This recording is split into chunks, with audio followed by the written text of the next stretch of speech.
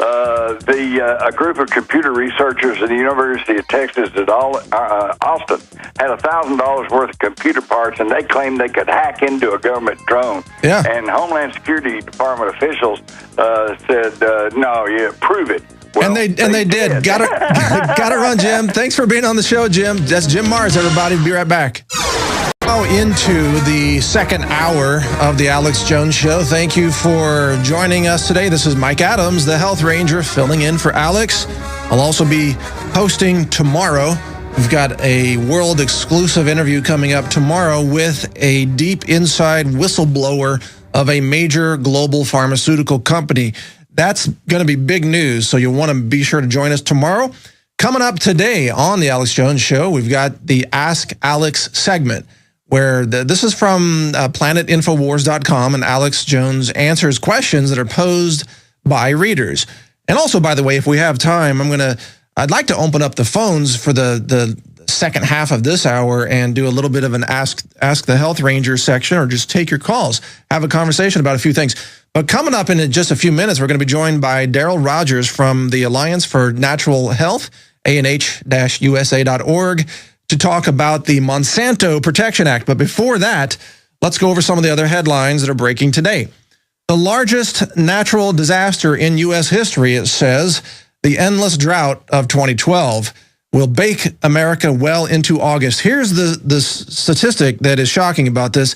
Right now, approximately 61% of the entire nation is experiencing drought conditions. And the USDA says that approximately 60% of all the corn in the country is experiencing moderate to extreme drought conditions. And if it doesn't end soon, the losses are going to be, quote, mind-blowing, says this story, endoftheamericandream.com.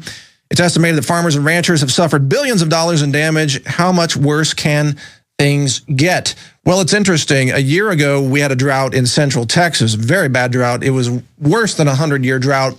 All the rain was happening in the Midwest. This year, it's the opposite. Texas is getting drenched, and the Midwest is dry as a bone. The drought is getting worse there all the time. Of course, I'm sure somebody like Mr. Al Gore is going to say, well, it must prove that global warming is real. I just think, weather radicalization is a real issue, and it could be, HAARP issues. It could be government messing with the environment, messing with the atmosphere, chemtrails, ionization technologies, many things like that as well. But definitely things are getting radical, and the food supply is going to be, well, let's just say you should get some stored food now. You really should, because food prices are going to go up, and food could become scarce, at least in the short term, especially corn. And corn is in everything, it seems like, in the grocery store. Hey, I wonder if most of those, I bet most of those crops are GMO corn crops. So I guess the headline could say, GMO crops, 2/3 of GMOs are dying in the fields. That might not necessarily be such a bad thing. Maybe they should plant non-GMO and rebalance the ecosystem and the environment, bring the insects back, bring the trees back, and we would have actually reliable rain once again. That's something to think about. Next article, new ethanol blend fuel approved by the EPA can damage car engines, warns a group. But just a red flag on this, the group is the Kansas Petroleum Council. So obviously they have an interest in petroleum. But I also believe that ethanol is a very bad policy. The subsidizing of ethanol, the use of corn to make fuel, especially at a time when the corn prices are going up and corn supplies are going to be very low. So now, because of this government policy to push corn into your fuel tank through the use of ethanol, it means our corn prices are going to be even higher because corn supplies are even lower because we're burning our corn instead of eating it. That doesn't make sense. Corn is food, not fuel. You should eat your corn and burn your gas, not burn your corn and eat your gas. That would be insane. But I bet that's coming soon from Obama's economic policy advisors. Who knows what they'll come up with next? Export jobs, have gasoline for breakfast, and burn corn in your diesel engine. Why not? I mean, it makes as much sense as anything else. But anyway, straight ahead, stay with us here on the Alex Jones Show. Right after this break, we've got an interview with Darrell Rogers coming up about the Monsanto Protection Act. We'll be right back with that. Welcome back to the Alex Jones Show. This is Mike Adams, the Health Ranger, filling in today. My website is naturalnews.com. And of course, Alex Jones' website is infowars.com. And thank you for continuing with us today. It's always an honor to be able to sit in here at the command center and bring you this information about liberty and health and much, much more for your safety and sometimes your amusement. We always do little funny bits from time to time. But now we have a very serious issue to talk about. The so-called Monsanto Protection Act is that's sort of a loose name that's been assigned to some legislative efforts that are being attached to the 2012 Farm Bill and the 2013 Agriculture Appropriations Bill. And these would essentially force the federal government to approve GMOs at the request of biotechnology companies.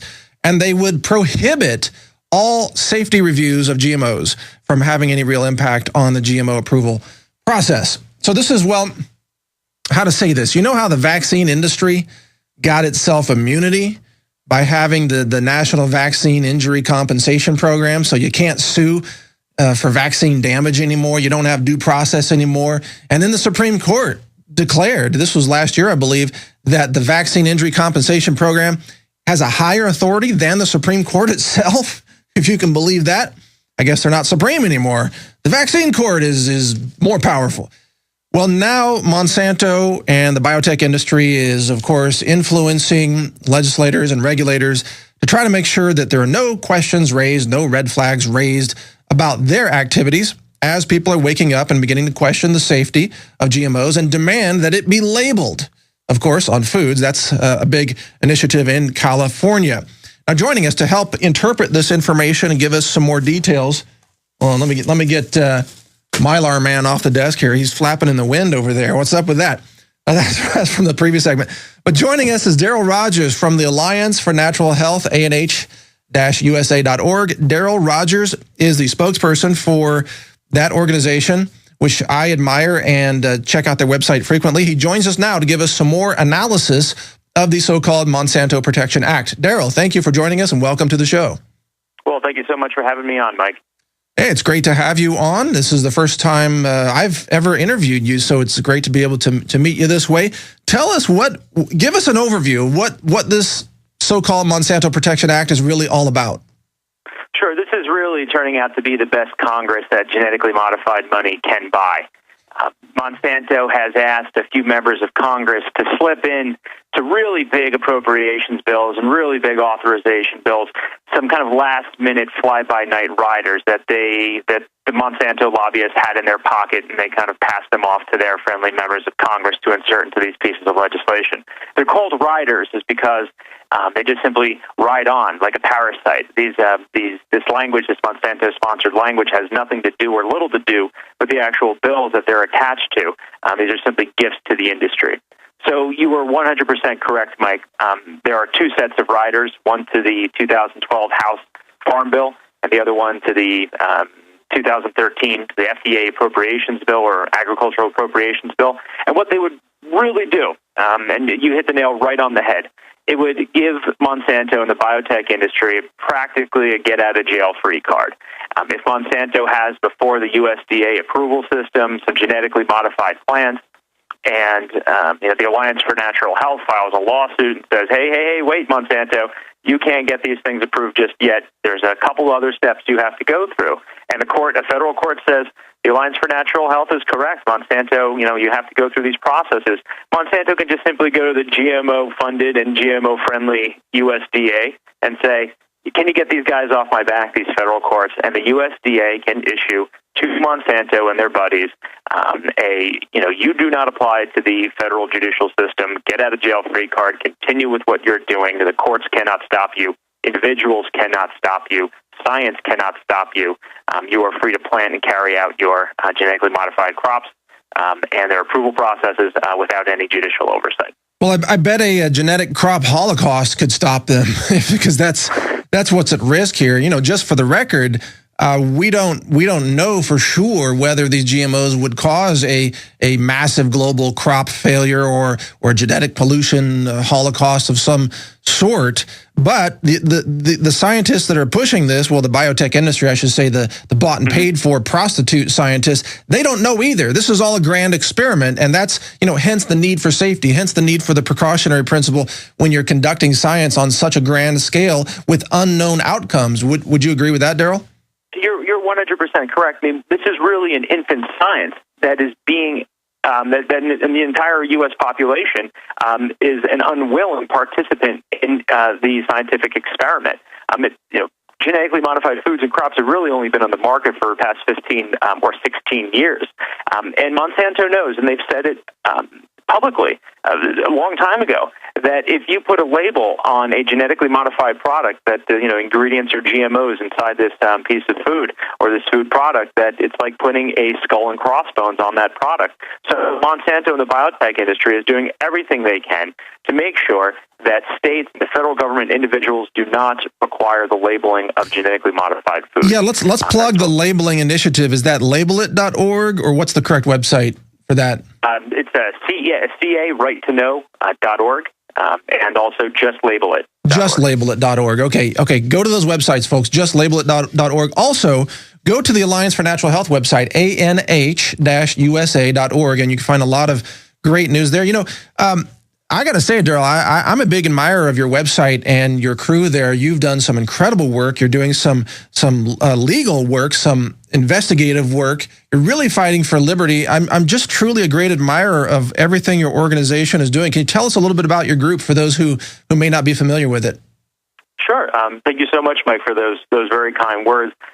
We are a grassroots advocacy organization. We're based in Washington, D.C., but we take action all around the country. We want to mobilize and turn the 100 million consumers of vitamin and dietary supplements, of complementary and alternative medicine. We want to turn those 100 million consumers into 100 million activists, into political activists that are fighting for their access to organic foods, to vitamin dietary supplements, to real information about science and health.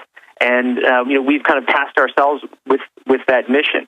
We are made up primarily of grassroots consumers. We also have practitioners, complementary and alternative practitioners, that align ourselves with us and some of the folks from the natural products industry. But 90% of everything we do and who we are grassroots activists. And you can see from our newsletter articles, we have thousands of Facebook likes.